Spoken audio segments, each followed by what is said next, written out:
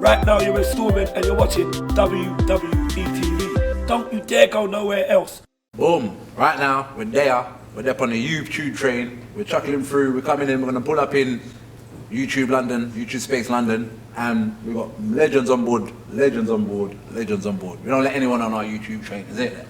So today, you're here with me, Raggo Zulu Rebel. If you didn't know, get to know. And we have a special guest, man by the name of Stormin. Howdy doody. What's it in the place? What's it?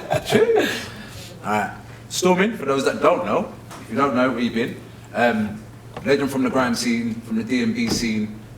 Tell the people about Stormin. Who is Stormin for someone that's never ever heard a man before, had his head on the rock for 10 years? Stormin is one of the most energetic, most hype artists you've ever seen in the UK underground music. Yeah?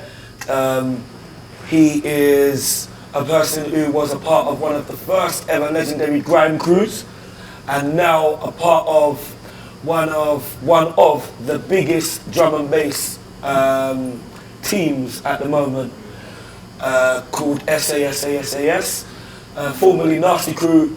How else do you put it? The guy who is known for not really holding anything down, being very upfront, smokes on the camera, gets mad views for it, goes to the shop and gets mad views for it. He is just himself. Boom. So man is a musician, he's a character, he's a man. Alright, so let's take it back. You said history. Let's take it way, way, way back. Yeah. Cool school. Wow. Cool school. Alright. 13. The biggest thing in the ends. I want to MC. No one wants to let me in because I'm too young. You got to prove yourself. This contest comes every year. One of the biggest jungle. Who ran it? Cool FM. Okay. That was like the biggest drum and bass jungle radio station underground in the whole of London. They used to put on this event for the under 18s to actually have a competition of lyrics.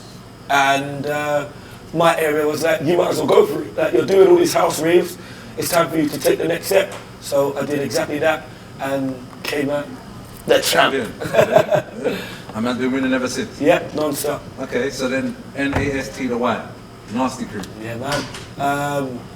Started again, that was just after the jungle years, around 15, 16. Got a call from Sharky Major. I'm correct in believing that you're one of the founding members, is that right? Yeah, definitely. Yeah, that's it's it. enough. There was no Nasty Crew, yeah, until that phone call when Sharky rang me, yeah. Marcus Nasty was the DJ. He had Sharky as his MC, said we need another MC. Sharky rang me. We went on to, it was Flavor FM. After that day, history was made. We became Nasty Crew. Whose decision was it to be Nasty Crew? Who came with the name? Marcus's idea? It was actually the guy who owned the radio station came on and said, yes, that was the Nasty Boys, so that was wicked. We turned that old and older. Man is a big man. Even though we was only 16, 17, you can't call man boy. So, and even in the ghetto, to reach 16 and 17 worldwide, enough man don't reach it. So to kind of build them kind of ages, still of cognitive mind, to be free and still making decisions, that's a big man's status, and to be pioneering in these ways. Do you know what I mean? Like to be taking these big leader steps, it's a big man's status. So he was christened the Nasty Boys, and then it developed into the Nasty Crew. Yes. It wasn't even christened Nasty Boys because we threw that away and said, man, you can't try christen it. No, so that's that. We'll put Crew instead, yeah, and roll like that. And then from there we started evolving. We then brought in Armar, who was a close friend of mine. Because me, Armar, Dizzy Rascal, and Master B used to be in a crew called YGS. That was before Nasty Crew. But they obviously didn't go too far. So I thought, you know what, me and Armar have been friends, bring him in. Later on, Kano was a good friend of Sharky's, D-Double we both knew.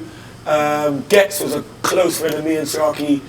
Kano, Footsie, Monkey. It's very East London. Yeah, it was. We was all kind of friends. We all knew each other. Do you know what I mean? It wasn't, oh yeah, you could MC, you could join us. No, it was like we knew each other. Like Footsie and my dad, Footsie's dad and my dad was sounds. They had different sound systems from Forest Gate. History and right, you see what I'm saying? So that obviously brought us together. D-Double living next to Footsie, you know, hold on, we see him all the time.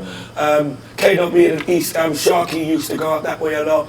Me and Sharky being close friends, I'd go with him. Do you know what I mean? It's all, yeah, we all linked up together and decided to make that main thing Nasty Crew. But We never, ever, ever, ever thought it would have ever gone to where it did go to.